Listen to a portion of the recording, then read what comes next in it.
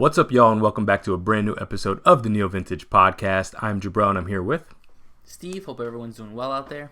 And for you guys who have never seen the show before, we're just two guys that like to talk over the biggest stories in gaming, but we always like to start with what we've been playing. So, Steve, what you been playing? Yeah, two major things. One, I'll kind of get off the plate. I've started to revisit the world of Cyberpunk 2077 in anticipation for the DLC. I don't know if I'm getting the DLC day one, what have you, but I thought it's been a while since I did it. I know on and off, and I know the same for you kind of throughout the years since it's released. We jump in every once in a while, do a couple little things, see what these new updates have been doing. But I wanted to kind of get in there, familiarize myself again really well with the systems, just so I can almost notice the difference they're going to do in this, in the launch with Liberty Stories, Phantom Liberty, whatever the DLC is called. Phantom Liberty or something like Phantom Liberty. It's sort of launching with this 2.0 version of the game, so there's a bunch of free stuff coming to the game that's going to change a few things. So I want to be able to kind of notice that, see, be able to compare it to what it was. So I've spent a little more time than I thought. I got kind of sucked into the world again. I clocked in at maybe about 10 hours already. Oh, wow. I'm just really taking my time. I know last time it was almost sort of the last time I did this long of a game playthrough with it was its launch was always rough. So it's nice to see, how far they've come. It's nice to see just also experiencing this world again. All these free updates they've done and some cool little things they've added to the game. It's still kind of strange to see some of these bugs. And I know some of this stuff is being rehauled in the 2.0, which is why I wanted to see it one more time. The whole police thing. Mainly them sort of spawning out of nowhere. I just wanted to see how that's all going to really work. Getting familiarized with the vehicles again, because they're adding vehicular combat somehow with this update. So it's nice to sort of be in that world. I know I was a huge fan, and so were you, of Cyberpunk, besides its technical aspects. But even those aside, we actually really enjoyed the game and have enjoyed the game on and off since its release. So it's been really fun to get back into that world. I just think a lot of these characters are so iconic. I think even the protagonist V, I do like to play as the female voiced V more than the male one, so I obviously did that again because it's just something about it fits better. I really enjoy it. I really do like it, so I'm excited to see where this kind of takes me, if I can squeeze in a whole gameplay, a whole completed storyline before the DLC launches.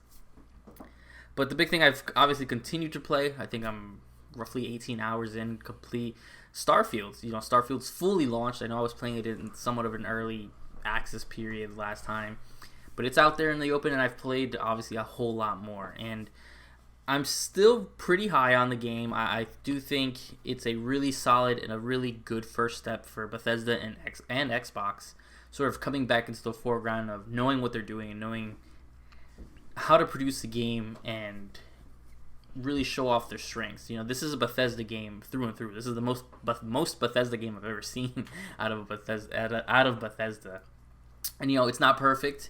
There's plenty of bugs. The game doesn't always look the best. I think there are some scenery and entertainments and segments that look really great, but they all do sort of have, it's like the character models, when they're talking to you, got that sort of no emotion in their eyes. Some Starefield. Yeah, let me tell you this. Sometimes they're staring at me, and I'm like, I just keep looking back at them, and we do just stare at each other, and I forget to hit a comment because I'm like, it's so jarring. But other times, it's not the worst. That's where it's weird, because I didn't expect anything different, because I expected this from Bethesda.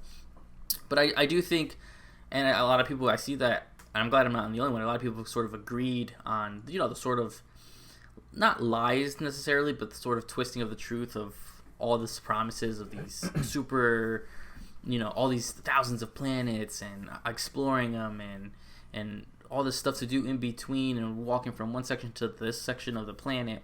And it's fine. I do have an issue that the way I kind of describe it is you have little domes on the planet, all your little map markers, which have stuff to do, whether it's a cave, whether it's an abandoned factory, abandoned town. But the issues between those places, there's nothing to do really besides scanning fauna, scanning elements on the ground. There's nothing really happening between these things, which just leave it boring in the aspect that sometimes these are long trudges that you have to walk from one section to another. and you are walking for us a couple minutes at a time, nothing really happening. But when the game is firing on full cylinders, when the game starts to progress, when there is some story twists that kind of get going, the game does feel really well. I don't play the game. I played almost like a more first-person story shooter than I do like this big exploring world, because it just doesn't seem like there's much in that world to make it feel alive. You know, these side missions that you get when you're just walking from town to town, and people are like, "Hey, can you do this for me?" I'm gonna knock it for the same reason I knocked Final Fantasy 16. You know, some of these side missions are nothing. You know, now I haven't hit anything to the extent of blowing off steam in Final Fantasy 16 for people who know those missions that are just padding. But there are some missions that are just slow and boring and don't lead anywhere. And I understand that's the sort of thing in an open RPG style game, especially for Bethesda games. But the fact that you fill my board up with all these side missions, and sometimes you're just walking by people and hear a conversation and they give you a side mission, me thinking it's something exciting, something that could be kind of interesting. No, there's one, because I'm not going to go into spoilers, there is one where the girl's like, yeah, my husband's obsessed with making beer, I wish this wouldn't happen, and you go make the beer taste bad so he loses his deal at the bar, and that's it. That's what I did for an hour. I'm like, and it is that age-old, go here, talk to this person, go here, push X, go back to that person, and report back. And I know that's the Bethesda thing. I know that's sort of this open world issue you can get with some of these missions. But that's on the low end. There are other missions that are super cool, where you hear a rumor of a cave that's over somewhere, and you go find it, and you never know what's going to be in there. Sometimes it's crazy creatures, sometimes it's nothing, sometimes it's some new armor, some new weapons. So I do really enjoy it. I think I started I mainlined for a couple hours just because I do think the game needs a little bit of time to show its system, show everything that it has. And for the story to get good, it does take a little while, in my opinion. You know, not some people were saying hours and hours. About 3 or 4 hours in, I think the game finally kind of picks up where it should have started.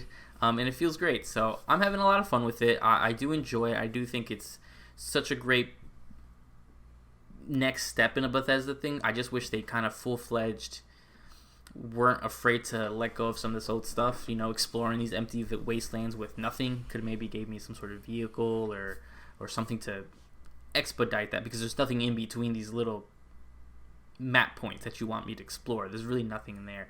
Not that I've come across anyway. But the game is starting to take its place in story, so with the small twist where it's going in a different direction than I thought, not something that I knew ahead of time. I know I kind of went dark on Starfield ever since I was convinced that I wanted to try it. So I don't know if it's something that was revealed to other people, but again, I'm going to keep it spoiler-free, but a mechanic that I think just makes it sort of stand on its own. So that's all I've been playing. I've been playing a lot of those two games. Really excited. I know Mortal Kombat's around the corner, so that's going to be exciting to get into that too. But that's all I've been up to. What have you been playing? Yeah, so I've only played one thing. I haven't played a lot of games recently, but when I have, it's only been one game. It's also been Starfield. Mm-hmm. I want to take my time with this because I don't want to be misconstrued at all. And I'm still kind of sorting through my thoughts in it. I'm 9 hours in, so I think I have a decent understanding of what the game has to offer. I don't foresee any major developments from where I'm at right now. Like, I think it's pretty much shown everything it's going to show, and now at this point you kind of do the story and do the side quests and things kind of unfold how they do. But from a systems perspective, I think I've seen everything. And I don't know if I like this game. I don't know. I think I kind of go back and forth. There's times that I play it and I'm really not enjoying it, and then there's other times that I play that I see inklings of something that is intriguing to me.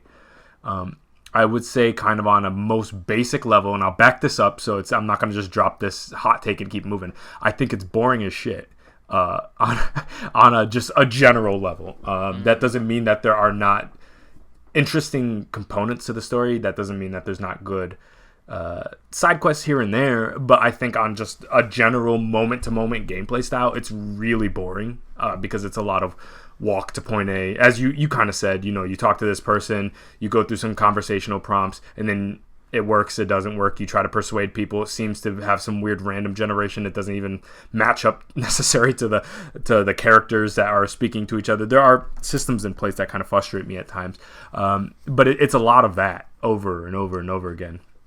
But I think my big problems with it is not even necessarily that I find it boring, because again, that can be rectified over time as the kind of story unfolds and things get a little deeper. I could see that kind of being addressed a little better.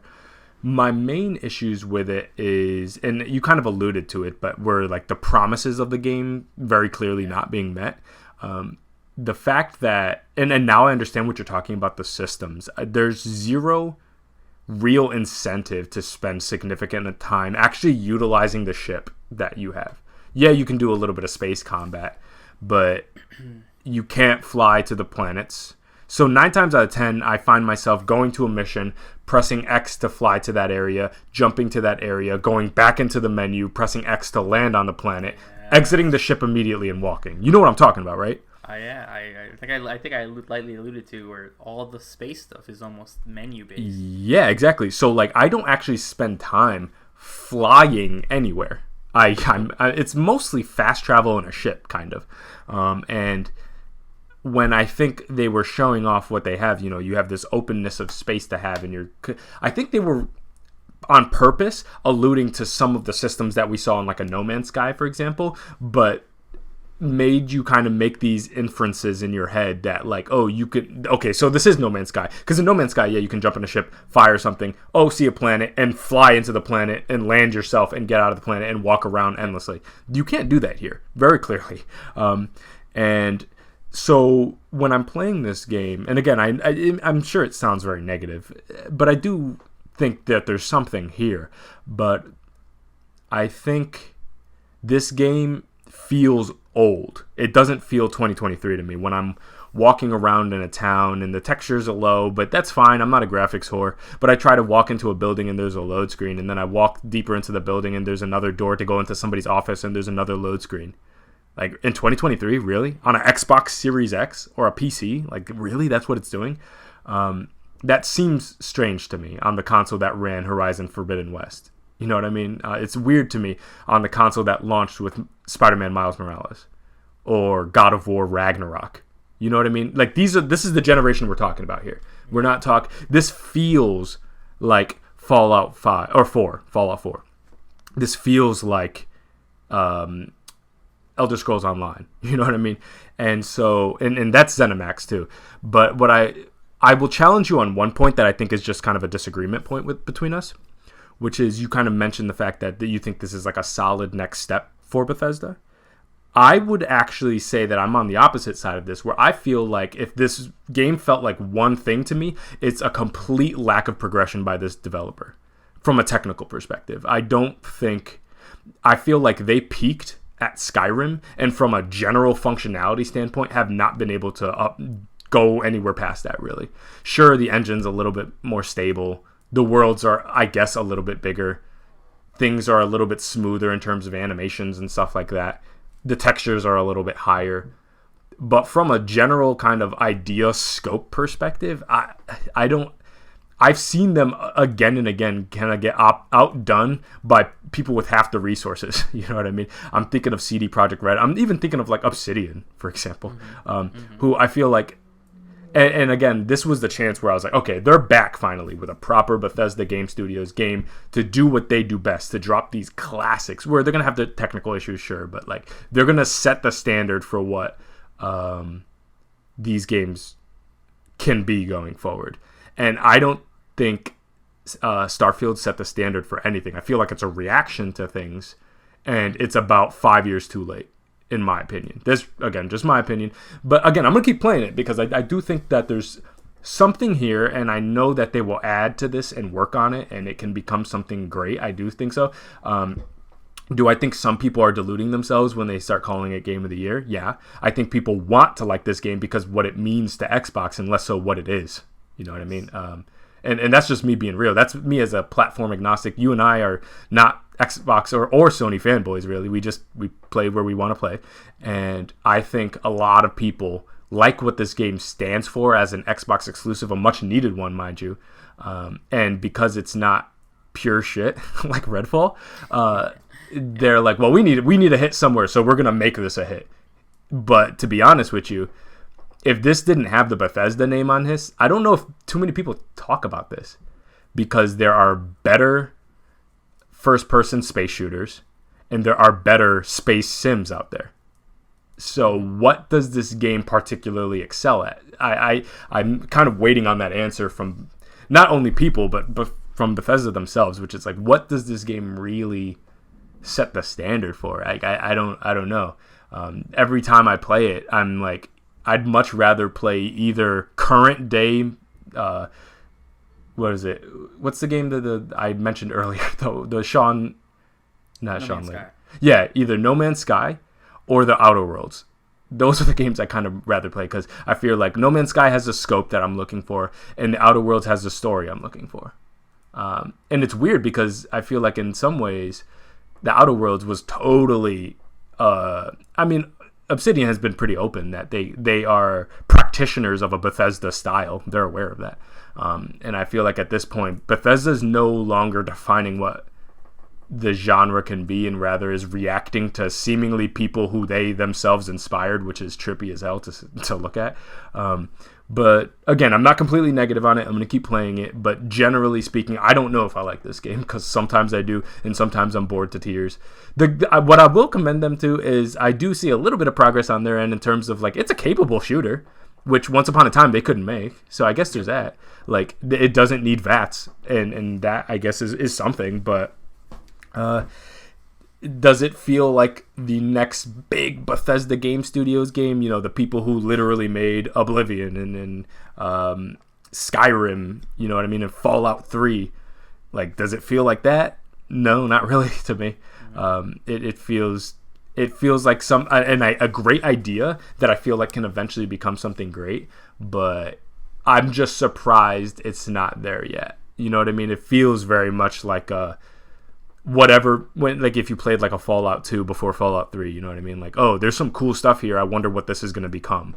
And then you get Fallout 3.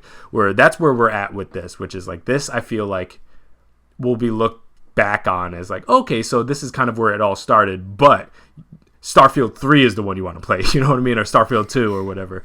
Yeah. I feel like that will eventually be the case, but if that sounds negative, if my review of it sounds negative, I apologize, but I'm having a little trouble being positive, super positive about it, because again, we're not talking about some small indie dev here. We're talking about as big as it gets, pretty much. We're talking about Bethesda with a little bit of Xbox money behind it. And I say a little bit because obviously the acquisition was late in this dev cycle, so a majority of this was done by Bethesda. But Bethesda, I mean, as a publisher and a game developer, is huge. So we're not talking about some small, tiny... We're not talking about WayForward here, or like a Devolver Digital kind of developer studio or anything like that. We're talking about like a huge developer with a tenured history in this genre, mind you. Like I would say I'm a little bit disappointed by it, but I'm going to keep going. And I do think that there are facets of this story that I'm super interested in. This is not really a spoiler, but I am fascinated by the idea of this like super futuristic, we're talking about like 300 years in the future, space sim walking around with all these different planets, and you see all these wildlife, but no obvious signs other than maybe some story stuff of like intelligent life. That's interesting to me. Like, I like the fact that they made a very grounded sci-fi thing with no obvious alien life. So it's definitely not Mass Effect style. That I'm kind of intrigued by. Like, I that's very interesting. That effectively humans have started to colonize the galaxy way before they even made contact with an intelligent species. That's pretty interesting. And so that is what kind of keeps me going, which is like, I think when I say like there's something there narratively, that's what I'm talking about. Like, things, and as that new system that I know you and I are aware of, but we probably don't want to speak to because it takes some hours to get to, but they add some stuff later on that I think I'm like, okay, so we're doing something cool here. And I could totally see if it doubled down more on the crazier stuff, I think we got something, you know what I mean? It's the stupid fetch quest spending a minute, like you can add 10 rooms to your ship, like I'm not into it. But when they're talking about like, and again, this is an hour into the game, the artifact stuff, If they double and triple down on the craziest aspects of Starfield, I think this game is a lot more compelling.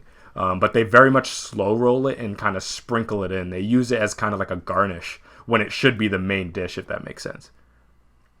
No, completely. I completely agree with you on that aspect, and it's sort of where I kind of wish they, instead of doing this big explore sort of sim, I'm like, you guys could almost have done a sort of mystery shooter, because the mystery and the way they set up some of the mysteries is what kind of keeps me going, because you remove the artifacts and what that's led to the point we're in the game, then I would have quickly dropped this game. I think, though, yeah, it's a capable shooter, I don't want to see one on planets to shoot other people for the reason that, like you said, everything is, being colonized by humans. Like you said, it's not Mass Effect. You don't land on these planets and there's a crazy alien I mean, maybe unless that happens 70 hours in, but you don't, so you could have maybe focused. And I know Bethesda's thing is wanting to make these huge games, and that's fine. I understand that, but at some point that means you're going to be making a game that's not for me. So, which kind of sucks, because again, the mystery aspect is what I kind of leaned into, and at this point I'm playing that way. When you're like, here's all these tools to build a base. Yeah, but I don't have to, so I'm not going to. They're like, oh, here's this, and make a ship. I haven't created a ship at all because I don't want to, and also horrendous menus to do so. So I don't want to. Also, it takes so long to load things. Also, I spend so little time in my ship because there's nothing to do with it. And yeah, you can do some dogfighting, but it's very basic. You lock on and hold the trigger button and wait to reload. That's kind of the dogfighting. So when you've had other games, there's this game called Chorus that I remember talking about a year ago. Yeah. Fantastic dogfighter shooter. We had the Star Wars game Squadrons. Yep. Super really a little bit in depth, but this has none of that. It's literally lock on trigger or lock on and gravity jump to your next spot. So I do understand when it's people are like, oh, it's kind of a letdown. I'm like, yeah, is it 4 out of 10? No, I don't like to score games, but I agree with that sort of 7, 8. Anything above that, I think, is a little ridiculous, and that's why I do have an issue when I see Bethesda and Todd Howard and all of them talking about how this is a game for years and they're going to update. Let me tell you, once I decide to put this game down for too long, I'm not going to go back. It's nuts not to compare it to Cyberpunk, but it's unfortunate that CD Projekt Red does have this sort of habit of eating Bethesda's lunch. That happened when they dropped Fallout 4 and then we got Witcher 3. And now Cyberpunk, it's been out for a while, but there's been times where I've stopped playing Starfield and then launched Cyberpunk, and I have fun playing Cyberpunk. Would you have imagined yourself saying that sentence a year ago? It's nuts. I don't think so. That's insane. It's weird when I play, like I said, I played that beer mission in Starfield, and I was like, okay. And then I went to Cyberpunk, and I have this whole... There's an underground fight club in Cyberpunk that gets pretty in depth. I don't know if you've ever played that storyline. Not yet, those no. Side missions. But there's basically an fight club situation going on in Cyberpunk that you can do for a while, get more money. So it's, there's just so much things you can do. And then this one's like, oh yeah, you can build a ship on this stranded planet for, I don't know, for no reason. So you can have these weird pig alien designed things come destroy my turrets. For what? There's no sort of mining. There's no sort of... If you're going to lean in that sim, what's the point of exploring these planets? Just so I can scan 5 elements and get that little check mark that I've scanned water, iron, and some other chemical? But for what? For what? Why would I keep doing that? Yeah, and as you were speaking, you kind of very much kind of boiled down a lot of what I was trying to say much more eloquently than me. The phrase "jack of all trades, master of none" is exactly what kind of, I think this game tries to be a lot of things, and because it tries to be so many things, it doesn't master any of them.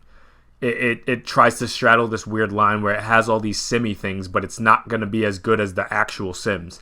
And because it's trying to do all these simmy things and it has all these crazy technical things they're trying to do, the most basic things were a seamless building to go into without the need for incessant load times. Simple things like that start to be introduced. And because they have all these crazy systems with ship modification and your character and this quest line and that quest line, simple stuff like pushing the main narrative, I feel like, are overlooked at times. And so when you're talking about like kind of like a sci-fi mystery first person shooter, absolutely, like they should have went more into the Outer Worlds territory, because you're never going to out sim the Sims. So why try them? Because now you're just, because they tried to go down that road, I think they expose their own limits as a developer. The fact that, oh, you don't have planets, you have biomes. You know what I mean? Like you can't, there's no incentive to go out there, because like you'll just walk into nothingness and there's nothing out there, because they don't got it. There's a way to do more contained environments, and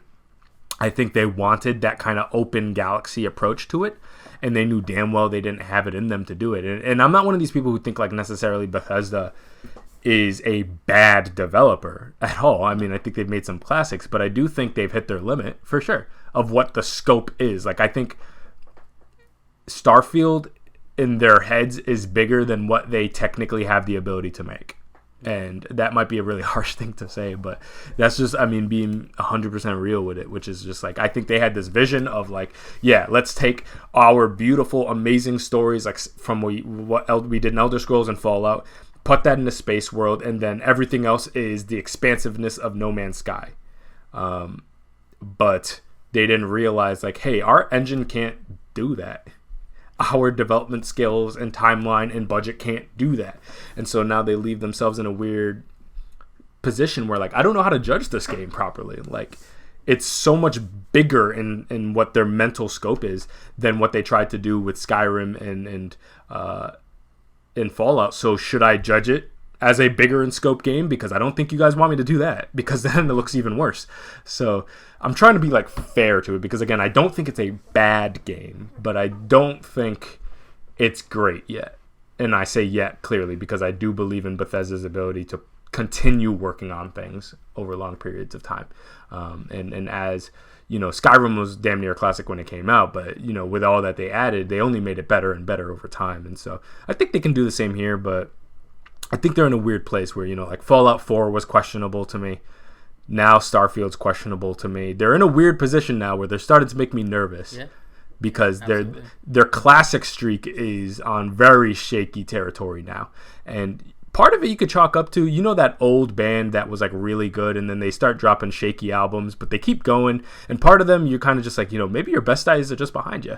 Maybe it's just over. It doesn't make you a bad band, but it means that maybe the industry has progressed to a point that you can't necessarily keep up with anymore. So maybe you have to reassess the scope of what you're good at and just stay there. You know what I mean? As opposed to constantly trying to one up, because if you fall short, now you look nuts. And I think that's the position we're in right now. But I'm sure you and I will have more thoughts as the weeks progress and we keep playing this game. But Oh yeah, absolutely.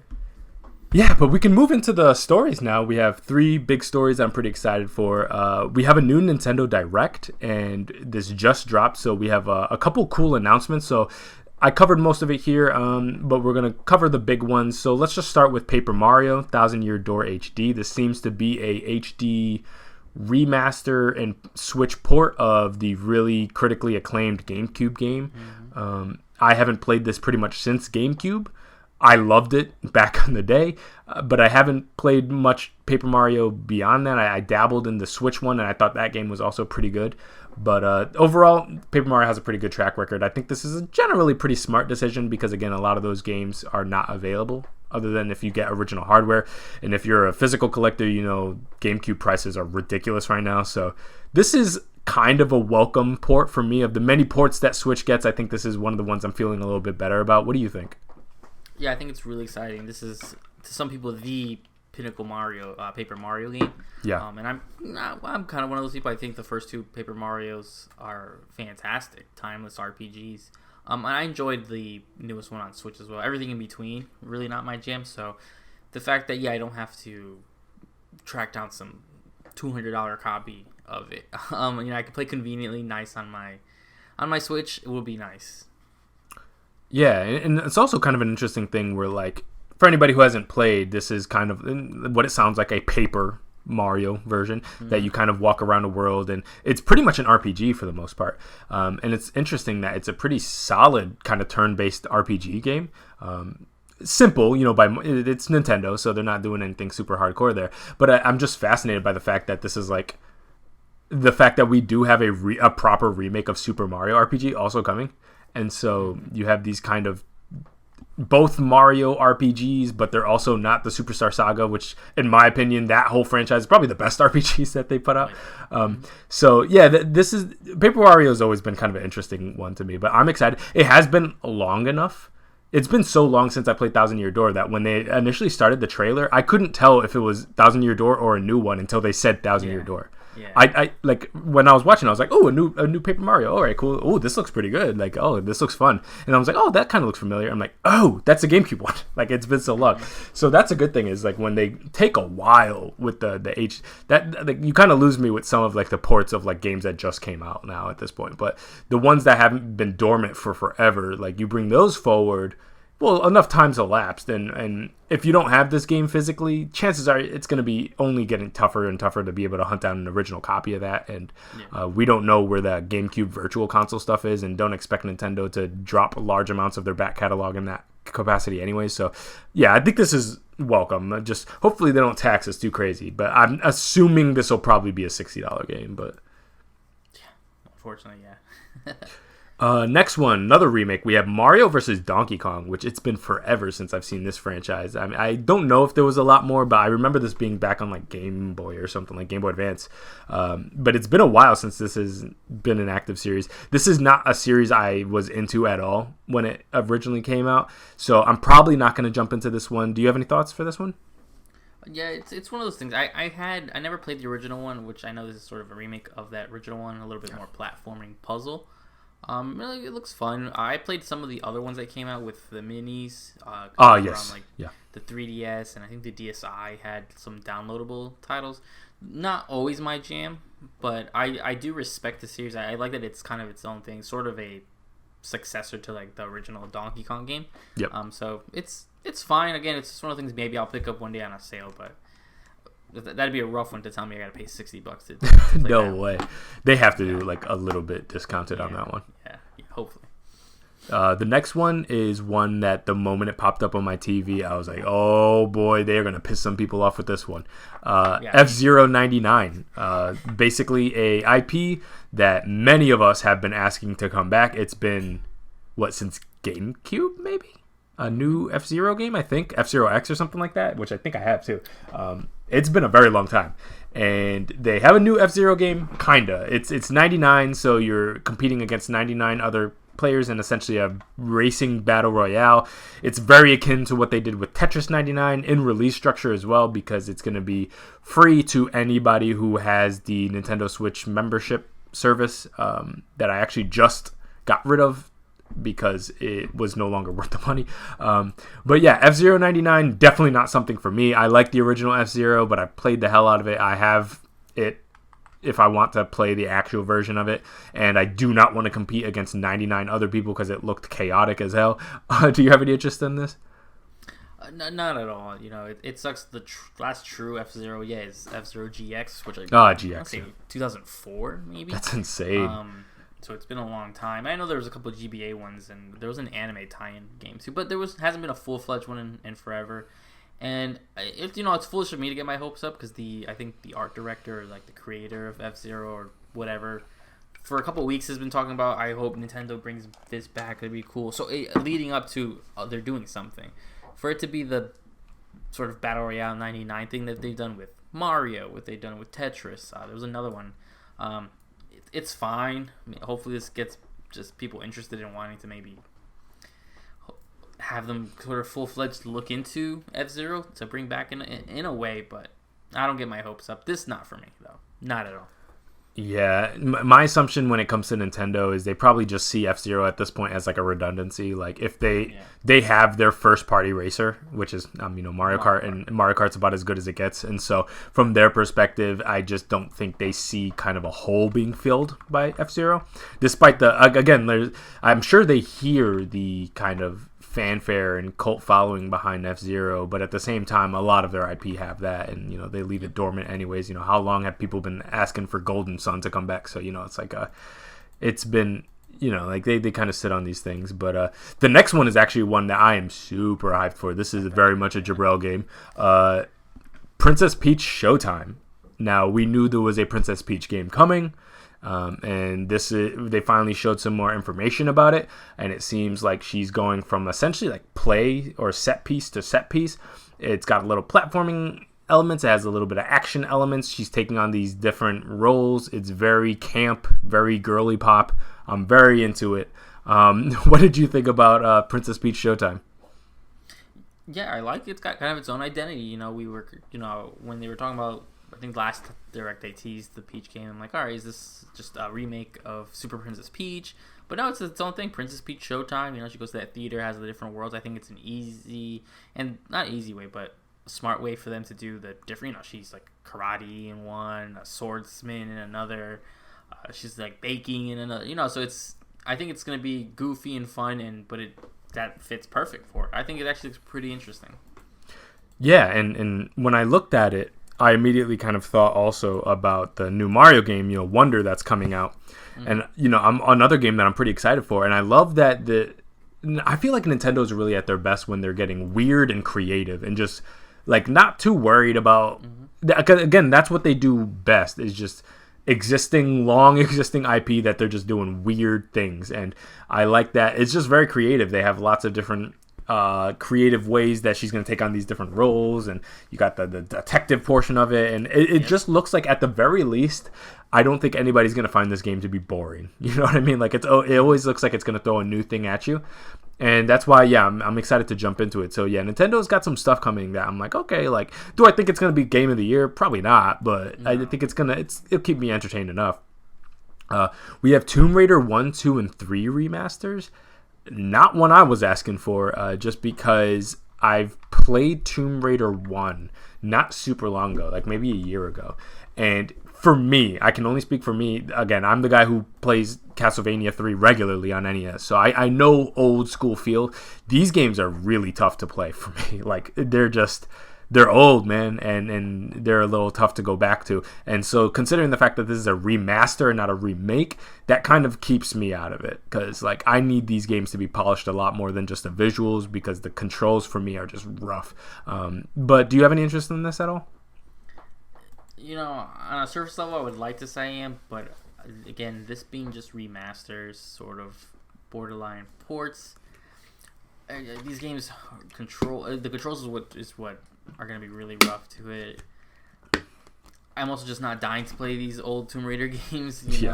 As cool as it was to see this, and I was like, oh, that's exciting. I'm like, it's a weird franchise from a very weird age. These are PS1 games that you're bringing over, but I'm sure it's exciting for people who, I don't know, maybe there's a community out there wanting these classic ones. But I'm never mad at companies doing something so their games sort of are always future-proofed. So I'm okay with that. And it's coming to everything as well, I believe.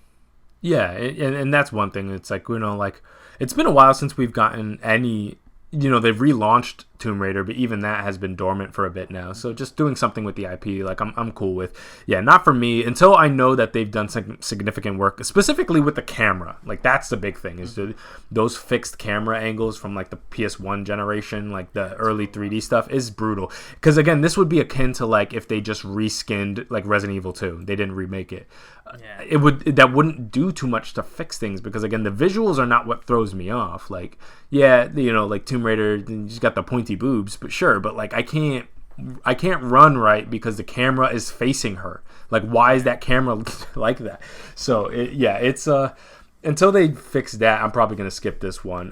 Next is one that we knew about, but we got a date finally on, or kind of, at least a window. Luigi's Mansion 2 HD is coming to Switch. This, for anybody who doesn't know, this is a port of what I believe is a 3DS game, a Dark Moon. But it seems like they're dropping the Dark Moon subtitle and they're just calling it Luigi's Mansion 2 HD. So that's cool. I've never played this one, and so I'm down to try it out, but the thing is for me with Luigi's Mansion is I played 3. I really liked 3. I played the first one when it came out. And to me, 3 was so similar to what I had played previously with Luigi's Mansion. It's kind of just like Luigi's Mansion, what you see is what you get. Like, they haven't innovated on it tremendously. Similar environments, same character, walking around with a vacuum, sucking up ghosts. Like, that's what he's doing. And this seems to be not a massive departure from that. So I don't know if I need to jump into this one, because if I'm ever in a Luigi's Mansion mood, around Halloween, I get like that. I'll probably play 3, not 2. Not to mention that drops during the summer, next summer. That's a weird time to drop that. Like, I felt like, I mean, I was actually a little surprised because I totally expected like October, like just a stealth quick release. This upcoming October. I know that's quick, but I thought this was like a quick port. I didn't know they were going to do apparently a lot of work to it, because it's not a year off, but if it's dropping during the summer, that can be as early as maybe June, but it could be as late as August of next year. That's insane. Like that, I didn't realize it was going to need that much time. But so I'm probably going to skip this one because again I have 3. But you have any interest in playing this? Not really. The only Luigi's Mansion game I've ever spent any time with is Luigi's Mansion 1, the original. And it's, again, I'm never mad at companies making their stuff future-proof, porting and stuff. I think it'll be weird that you could play Luigi's Mansion 2 and 3 and not the first one, because the first one was remade on 3DS. So if you could do it for Is that not on Switch? The first Luigi's Mansion's not. Oh, I thought they did a Switch port of it. No, unless I completely skipped it, but because I know they remade Luigi's Mansion when the Switch was out already. They released the Luigi's Mansion 1 remake on 3DS. So it was at the same time the Switch was out, just it's not there. So unless they're gonna do that one next, which is again weird order. If I'm gonna want to play a series, I want it very convenient, and I want to be able to play it all in one spot, not have to go dig up my GameCube or find my 3DS wherever that is to play Luigi's Mansion 1 remake. So I'll probably skip this. Again, it's summer next year. Who knows what's going to be announced from here to then from anybody. So I don't think I'm going to be dying to play Luigi's Mansion 2. Yeah, and I just looked it up. Yeah, you were totally right. The 3DS port in 2018, which is crazy because that's a year after the Switch came out. That's what I didn't realize, because I was pretty sure I have a memory of fairly recently, within the last 5 years, of a Luigi's Mansion original port, and I had assumed it came to Switch. But no, it was, just like you said, ported to 3DS a year after Switch came out, which almost reminds me of we're like in Samus Returns territory. You remember that last Metroid game that ported to 3DS, which was actually good as hell. But yeah, that's a weird one. So yeah, 2 and 3 are going to be available. You would hope between the 8 months or so between when this now and when this second one comes out that they announce the original one coming, because an updated version of it exists. So you would imagine they could bring it over with relative ease. I don't see what would hold them up. On the same hardware that they were doing from the second one. So exactly, and so you would imagine maybe 2 HD comes with a pack-in for the original one. Like if they were really smart, I think that's a good idea. So you can have that full trilogy or something like that. But they're not going to do that, but they should. But lastly is one that we alluded to earlier. It's Super Mario RPG, the remake, but we just got another trailer for it. I mean, call me heathenous. I've never really been into this game just because, again, I think Super Mario RPG is the third best RPG available from the Mario franchise on Nintendo. I grew up with Superstar Saga and Bowser's Inside Story and Partners in Time. Like, that's what I grew up on. So I think I'm kind of good on that one. But any interest with this? I mean, the game's cute. I've never beaten this game in the original form, so I don't even remember what the story is. I've always liked the Cloud character and Gino, the puppet. Oh, yeah. So I do like it. I do kind of have an issue when I look at it, and it's traditional in like the old sense. So maybe if it just lands at this right time where I get a feeling to want to play a classic RPG, maybe.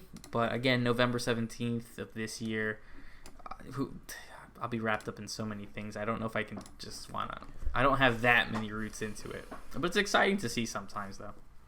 Yeah, and I guess another thing for me to that I kind of considered when I saw this was the fact that this game is available on the N64 kind of virtual console collection, and the gameplay style doesn't. It's not one of like these things that need a fundamental remake or anything like that, because again, it's like a turn-based RPG, the kind of crude late '90s type one, and this reskin or remake or whatever looks akin to what that exists there. So if I'm ever in the mood to play Super Mario RPG, there's a perfectly functional version already on Switch for a lot cheaper. I don't really, if there are many games I can think of from the Mario franchise that deserve a remake, I think way before this one personally, but yeah, so I'm good on this one. Yeah, same. But yeah, that was it for that. Very Mario heavy, had a very Mario heavy direct, but I liked it. I was okay with everything. So yeah, I think this was a solid Nintendo Direct, not bad at all. Yeah, especially when it came out of nowhere. Yeah, they didn't have a long lead time too, right? It was like the week before, something like that. I think it was like the day almost. Oh, was it? Yeah, it was tight though. I knew it was kind of just like there, and I wanted to make sure because sometimes they'll announce like a Nintendo Direct, but it's just it's like a game specific one because I think they just did one on like the end of August for Mario Wonder. I was very surprised.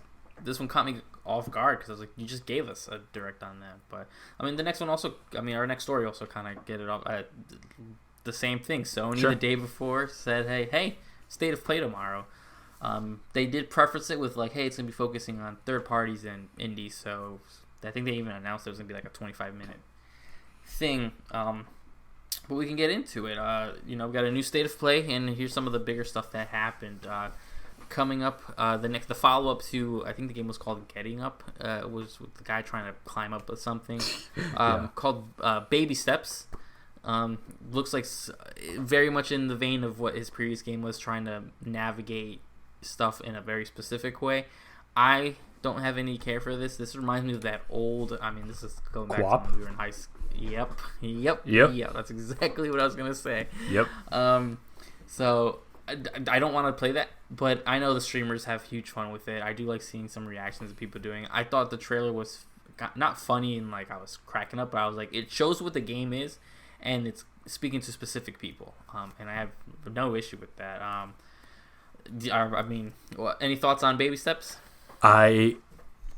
I'm not mad at the game itself. I mean, the moment I saw it, just like you, I was just like, oh, co-op. Okay, got you. I see what you're doing. Like, basically, like a more modern version of it. So, like, there's definitely an audience for that. What I could not believe was that they opened a State of Play with this. Like, I could not believe it. I was like, am I, like, late? Like, or did I, like, start, like, in the middle of the... No way they opened a State of Play with this game of them all. Especially when like, now that we've seen the whole State of Play, the games that comes after it. I'm like, what the hell? Like, I would have never thought to open up a State of Play like this, but I'm not mad at it. But so I'm probably not gonna play this unless it's like a PlayStation or what like a free game, like a free monthly game. I might try it out or whatever if it's on Game Pass or whatever. But I'm probably not gonna buy this. Yeah, me neither. The rest of the show was actually pretty. Besides one or two other things, pretty exciting updates. Final Fantasy VII Rebirth is gonna come out February 29th, 2024. We got a brand new trailer which showed so much stuff. So I don't know how they're doing this, but we've got a release date. Release date I kind of believe because they didn't need to give us a release date. They didn't need to give us this trailer. So February 29th, 2024. I'm super excited for this game. I know you are too. The amount of stuff that they showed in this trailer, the mini games look fun. It's not like those workout sections in the first remake. Yeah. So you got some chocobo racing, different colored chocobos, different costumes, tons of characters. We re-saw Cat Sith because we saw him previously in bits and pieces. The first one, some fan favorites. I'm super excited. I don't want to see any more of this game. Please do not show me this anymore. Oh, you're going to see more, though. Yeah, I'm well aware they're going to give us more, but I'm super excited. What are your thoughts? Oh yeah, I'm loving what I'm seeing so far, and yeah, I'm not mad at that date at all. I think it gives nice breathing room. You know, like they kind of announced the fact that we were gonna have like Final Fantasy 16 coming out, and then eventually Rebirth's gonna come out in February. I think is a great time for it, right at the top of 2024. If this game is half as good as the first one, then I think it's gonna be very hard to top this as my personal game of the year for next year for sure. It's gonna be a rough one. What happened?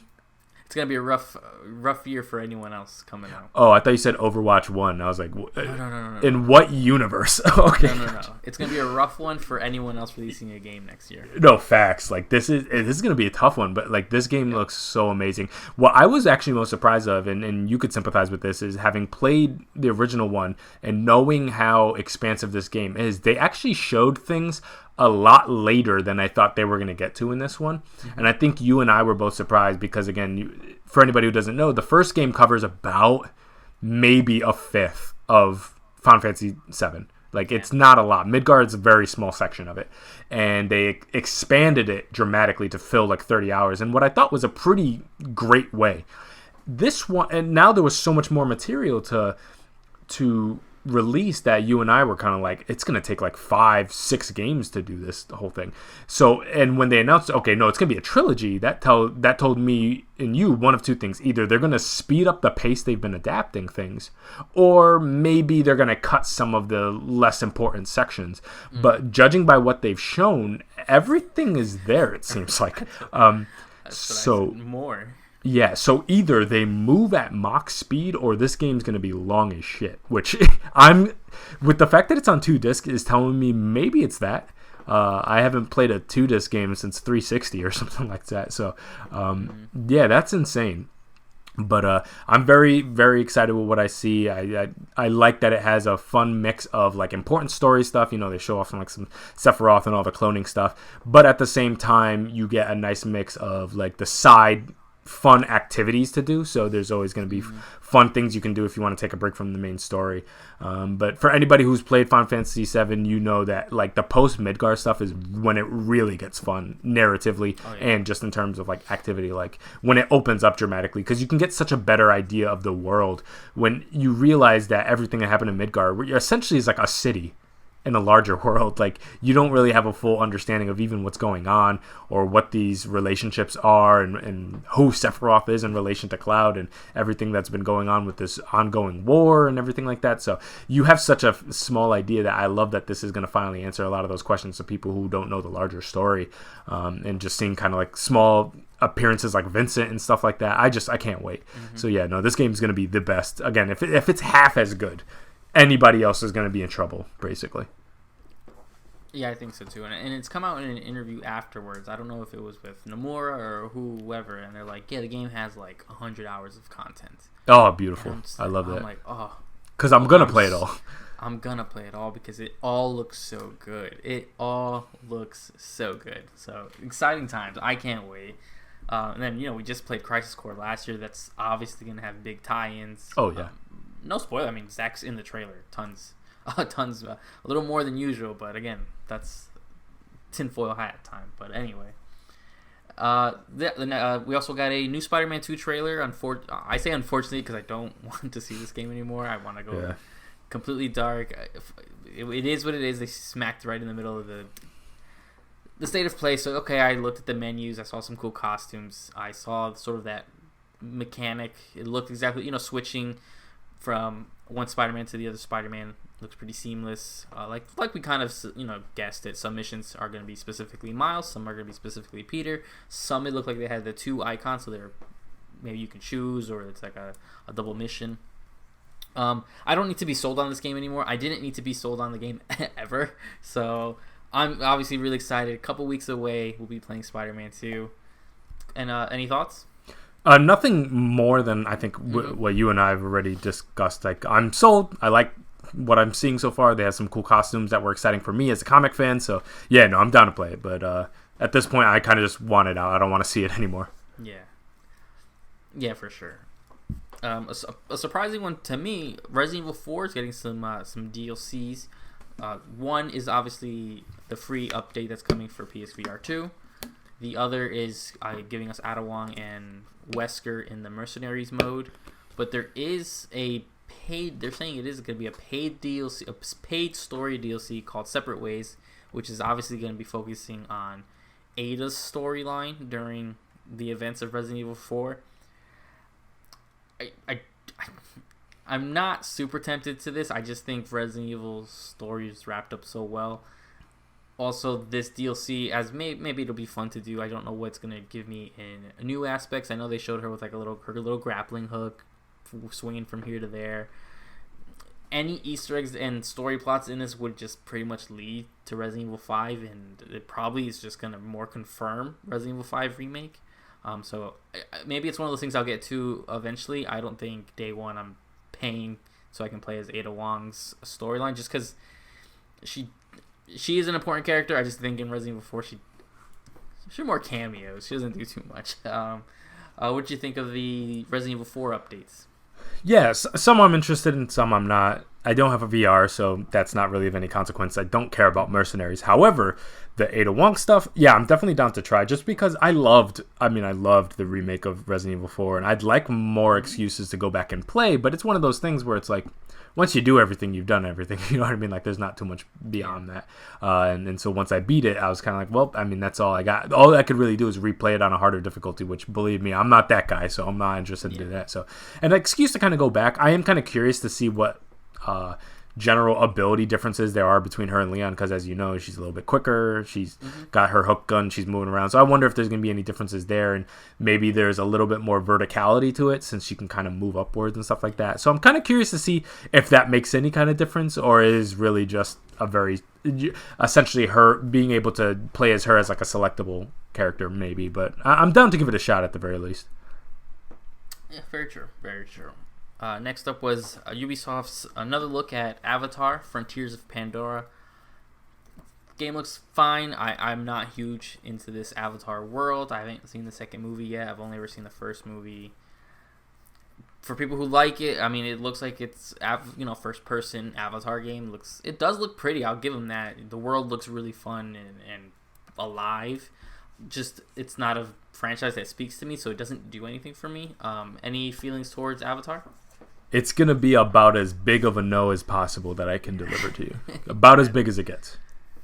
Yeah, it doesn't. Nothing looks bad. It does kind of look like a generic Ubisoft game in the good ways and bad ways. But again, skinned in something I don't care about. If I was a huge Avatar fan, I'd probably be losing my mind. I just don't get Avatar. Nothing of it is personal to this game per se, because I think Ubisoft's going to do a fine job. I just don't get the IP. Yeah, it's not my thing. PlayStation 5 released some new colors for their DualSenses and the plates that will go. Obviously, you can swap your plates on your PS5. They showed 3 new colors, or they're calling it the Deep Earth Collection: a red, a blue, and a silver kind of color. A new kind of red and blue, because I know we kind of already have those colors. Yeah, the Galaxy ones. The Galaxy ones. So they're going with the Deep Earth Collection. It's a less. I call them less neon looking. Yeah. They're more of a hardcore color. They look pretty cool. I mean, I'm all for customizing. I haven't convinced myself to get plates for my PS5 yet. I do still have just my white ones. The white? Okay. Yeah, I do want to, and now I think, now that I don't have to go with such a neon color, maybe I can convince myself. I know you got plates, I think, right? You have I have a midnight black. So my PS5 is completely black, and I love the way it looks. So it's gonna be tough to draw me away from that. But those chrome ones, I won't lie, like it was serving a little bit of that, that PS1 anniversary PS4. Mm-hmm. It was giving me PS1 vibes a little bit, and I'm a sucker for some gray. Like a gray on a PlayStation usually gets me. So I'm trying to hold back from falling into it, because again, my midnight black looks beautiful with that like blue glow coming from the inside. It looks gorgeous. But that chrome started getting me a little bit. But I also need to make sure that it's like matte, because I don't want any like glossy anything on my PlayStation, because it looks crazy with the dust and the fingerprints. So I don't know. Yeah, I have that same worry. But once it's out in the open, I guess we can see.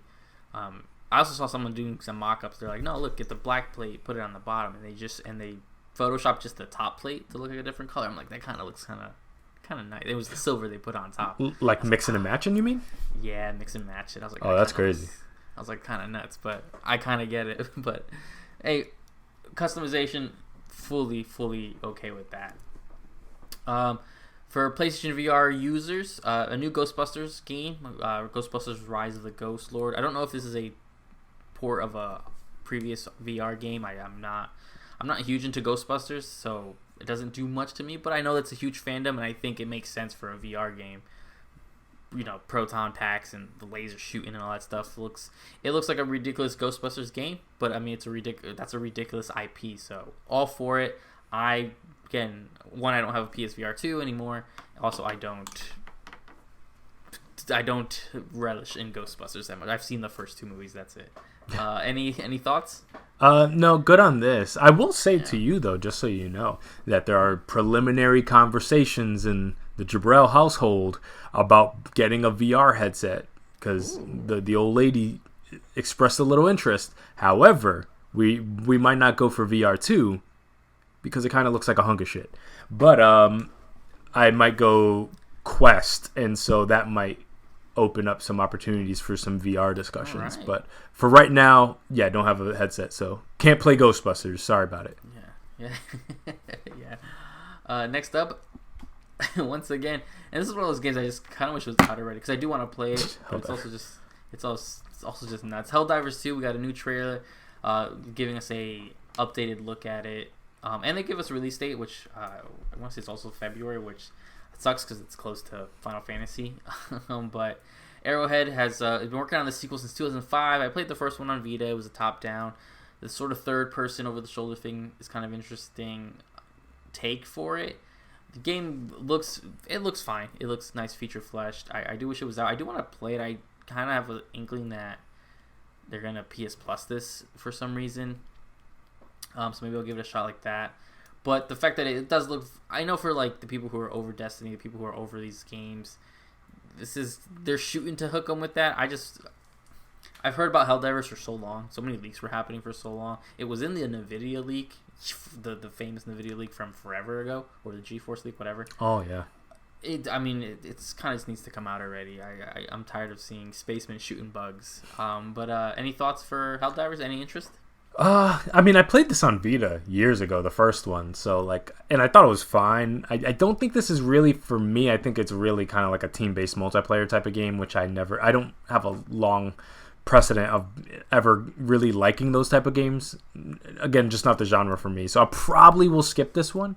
But I am intrigued by it because I do think I am interested in how big of a switch it is from the first one. Like it is quite a step up from the first one. Nuts. So I'm excited to see what the perspective change and the larger scope does for this. Like, do they stick the landing? Because if they do, that's quite impressive. You know, taking a big jump in performance like that in the same franchise from 1 to 2. That's pretty cool. It is. It's such a if they can really nail this, then I think they'll be kind of put back on the map. Just because they released Helldivers and then in 2015 we said, and then disappeared. You went radio silence. They did some updates. I do remember that, and they ported it to PS4 and stuff like that. Completely get it, but then you come out of nowhere with the same IP and just completely rejuvenate it. So I don't know. I'm excited to see what happens with it and with them. The last major thing didn't mean to cut you off.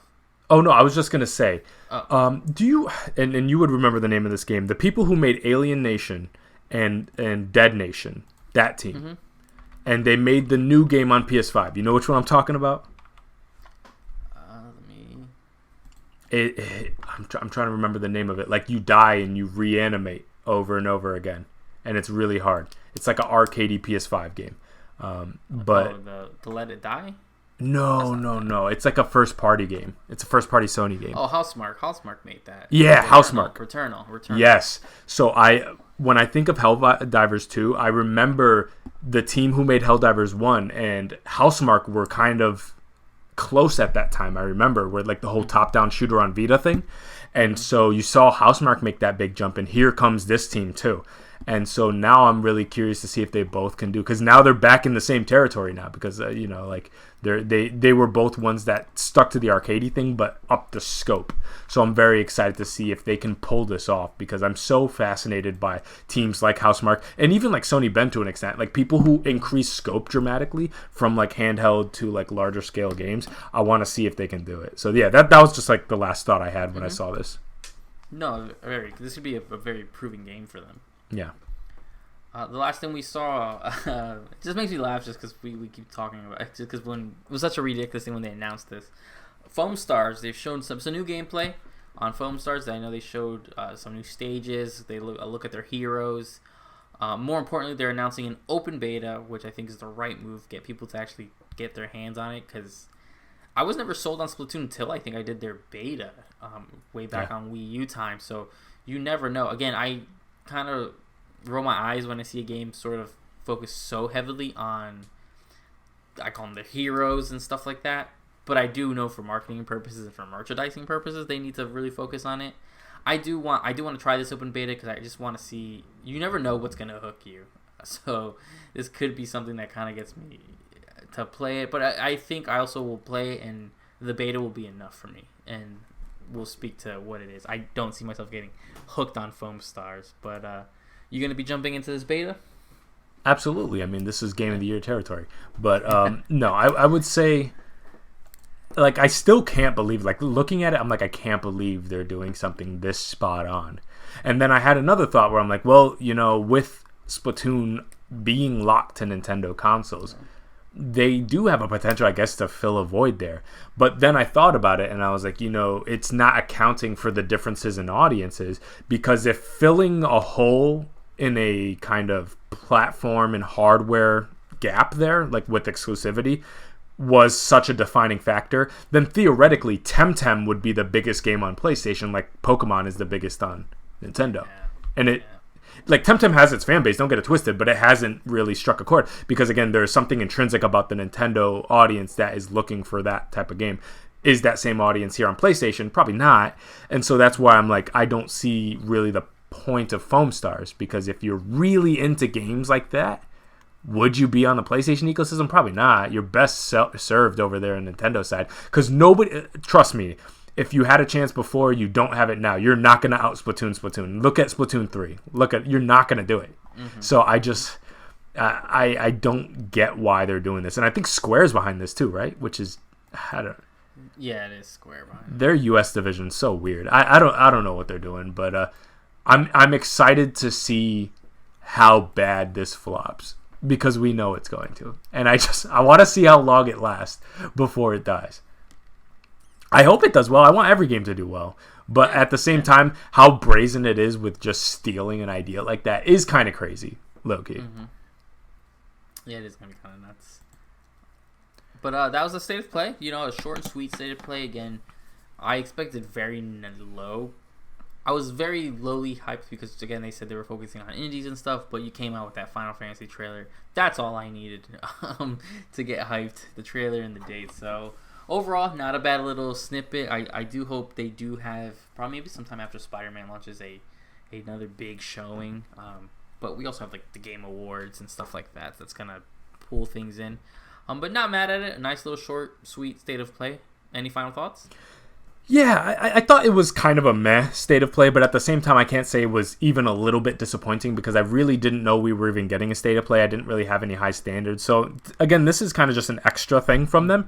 So I'm not mad at it. Like, we have a pretty decent... they were pretty clear up front that it was not going to be a first-party presentation. So from the moment they say that, I'm like, all right, then I'll just kind of take what I can get at this point. Like, no big deal. And they still had some good stuff there. Like, I mean...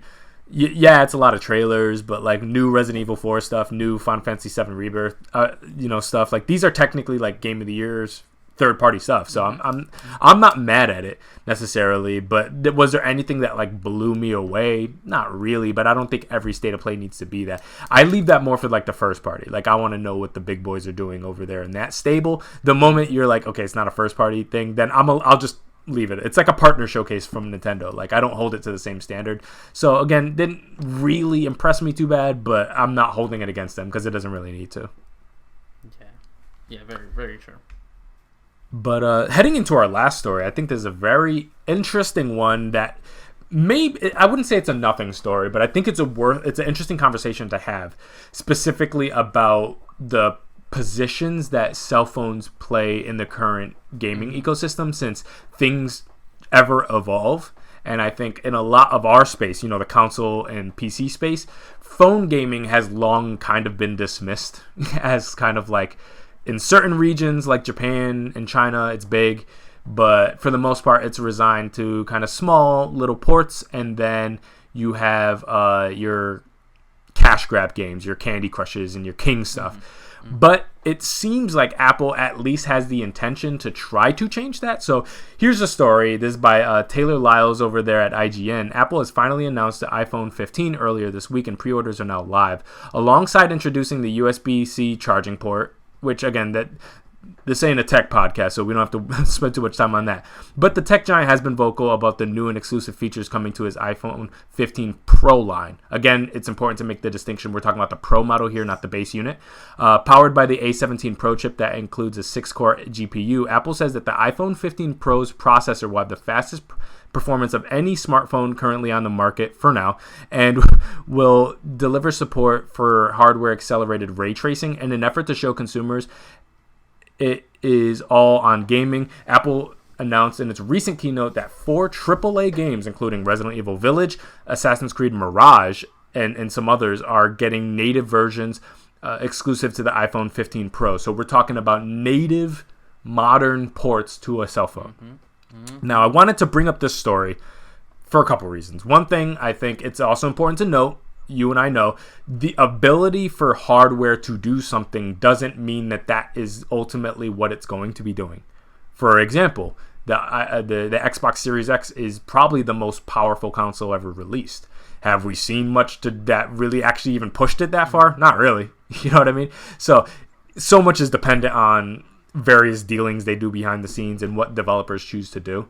But it seems like Apple is at least making a minor push to try to have their newest cell phone included in conversations about where a game ecosystem can be viable outside of the normal Apple Arcade thing. This is an expansion, it seems like, in the scope of what Apple is seeming want to do. And so it seems like, if we're taking their word at face value, it's at least worth considering iPhone in relation to the handheld market. We talk about the Steam Deck and the Switch. We talk about the PlayStation Portal. And it seems like it's at least worth conversating the fact that cell phones may play a part in that ecosystem as well, because they are native processing as well. And if there are technically AAA games being natively processed in the palm of my hand, that is a handheld gaming device. And that is worth consideration. So based on the information that we have so far, what are your thoughts about the story? Are you taking it seriously? We know an intention from Apple to make this happen, but do you think it's actually going to work beyond these initial ports that we get? Like, what do you think? Yeah, I mean, again, we're not huge techie guys. We were interested in the tech. I think it's very impressive that these are native ports. This is not some cloud initiative. So for them to do that, I'm like, wow, that's pretty interesting. In the aspect, is it the way I want to play games? No, I mean, but for the people who are, there's people, the backbone for a while, and still is a huge thing for people out there, and that's going to make playing these games pretty interesting and so easy for people. Now, again, do people want to pay $60-$70 for a game to play, on their 8-inch screen, or less than that? But I don't know. I think the choices, these are some big games. Assassin's Creed's going to be a big game when it comes out. Resident Evil 4, Village is an interesting one for them to go to as well. It's just sort of weird. I know afterwards Kojima confirmed that Death Stranding is going to be another one that's going to be on there. Yeah. For me, these 3 games are ones I would not want to play on a small screen. On my phone. I just don't know how long this is going to last. How much work does it take to get these ports running on?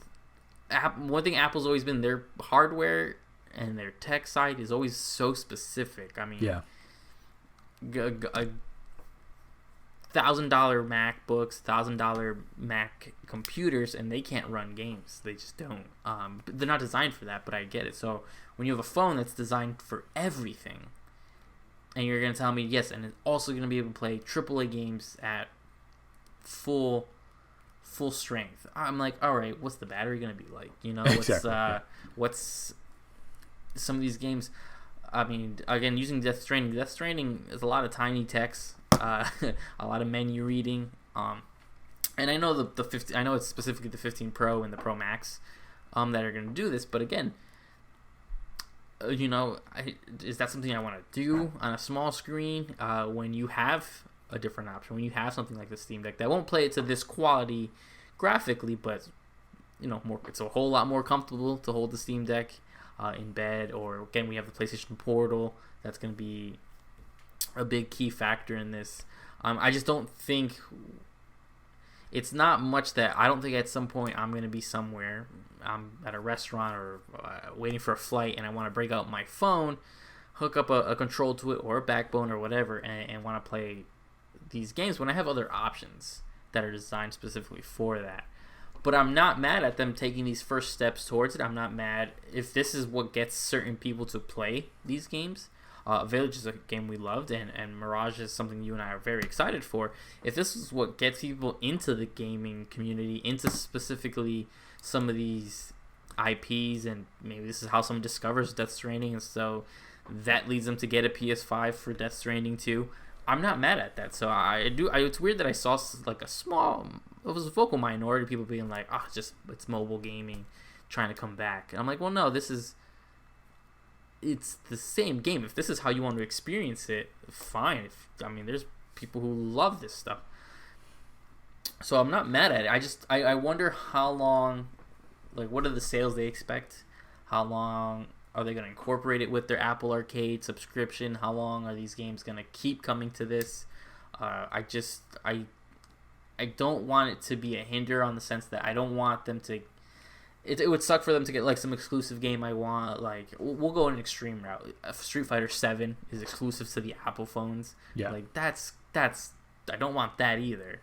So it's exciting. I'm happy for this. I'm just would like to see this happen firsthand.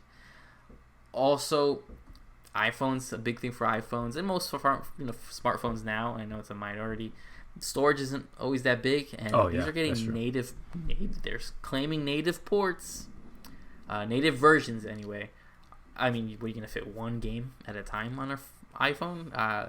Red Dead alone could take the whole thing. So you average game nowadays are, let's say 80 gigs on the low end. That's pretty.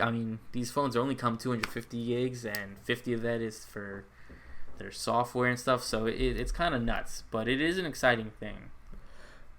Yeah, and I had a couple thoughts. So, like, one thing, it's like, okay, it plays on the phone. I think all of us, like, it's one of those things. I need Digital Foundry on this. I need them to analyze this, because it's like, okay, it plays on the phone. Like, what resolution? What are we talking here? Like, is it playing well and 60 frames? Like, what are we talking about here? But I think it needs to be taken seriously for two reasons. One thing, they technically have gone from Apple Arcade, we're talking about smaller indie games, to apparently the ability to run modern AAA games on their handheld device. That is worth talking about. Whether you think it's full of shit or not, we have yet to see how it is. That's worth noting, that one of the major corporations in America says that they're able to accomplish this. So that's one thing. They've made a monumental jump in terms of their offerings on a gaming level for their phone ecosystem. And on top of that, if what they say is true, as of right now, we have will have a device that is thinner than the Switch, with a higher resolution screen than the Steam Deck, and a smaller form factor than both of them combined, that is able to play games at a more, just as good, if not better, than both. That's an advancement in tech, however you feel about it. Now, yeah, the battery life can be 30 minutes or something like that, but that's important to note. Like, they have an incredibly high quality screen over there, and we're talking about a really thin device that somehow is able to process all this data. Like, that's that's quite the jump in tech. When I played the Steam Deck, that thing's huge, but it was amazing to be able to hold a device in my hand that's able to do that. But imagine holding a device in one hand that can do that. Like that, things are advancing again, and this is all contingent upon the idea that what they're saying. I'm not saying they're lying. I'm just saying like we need to see the demonstration of the tech to know how seriously they're taking it. Because if I see Assassin's Creed Mirage running at 720p 30 frames per second, it's cool, but that's like not a huge story. You know what I mean? Like that can be done in lots of places. So I want to know how serious we're talking here. Because if they drop a tech demo and I'm seeing, Basim running through wherever Baghdad, jumping from building to building, fast load times, 60 frames per second, at least 1080p on an iPhone, that's insane. That's something that is worth noting. I still probably won't play it that way because I'm not really into the backbone and stuff like that, but that's crazy. That's a huge step up in what handheld gaming is now redefined, and I didn't expect that to come from Apple. And so that's why I think people shouldn't be so quick to dismiss this, because we have a new player possibly redefining what the normal experience is capable of on a handheld level. And I'm not saying that they're going to be the forerunners by any means, but that's a serious player if they're able to contribute. You know what I mean? That a lot of people buy iPhones every year worldwide, and if people can have console quality experiences on their phone, if you don't think, you and I are old, we care about tactile field. But like if you have a whole different generation that is like, okay, I can play Assassin's Creed on this, or I can like hook up a console. Like there are going to be a lot of people who are like, I'll just play it on my phone. I have a phone already. I take it to school with me. I'm just going to play it here. And you and I care about like controllers and our dual senses and our boomer joysticks and all that. But a lot of these kids won't care about that. And I think that's important to know, Yeah, very true. Very true.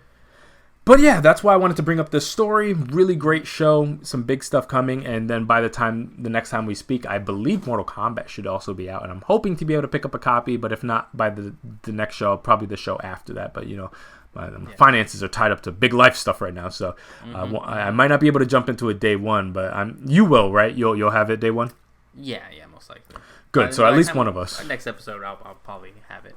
Beautiful. So at least one of us will have something to say, because I am very excited about this game. Everything I see from it looks like really, really good, and I'm excited to jump in, because I didn't play as much of 11 as I did with 10, so it's been a bit for me for Mortal Kombat. Like I dabbled with 11, but I've been out of the game for a minute, so I'm excited to jump into like a really great feeling Mortal Kombat game, because I've always loved Mortal Kombat, but I find myself gravitating to a lot of the other fighters. The Street Fighters, the Tekkens, and I like that Mortal Kombat game finally has some breathing room. You know what I mean? Like Street Fighter's been out for a bit now, so I can really focus on Mortal Kombat and see what it has to offer. Yeah, very true. Very true. All right, so guys, that's the show today. This is the NeoVintage podcast. I'm Jabril, and I'm here with Steve. Hope you guys enjoyed. And we'll see you guys in the next episode. Bye.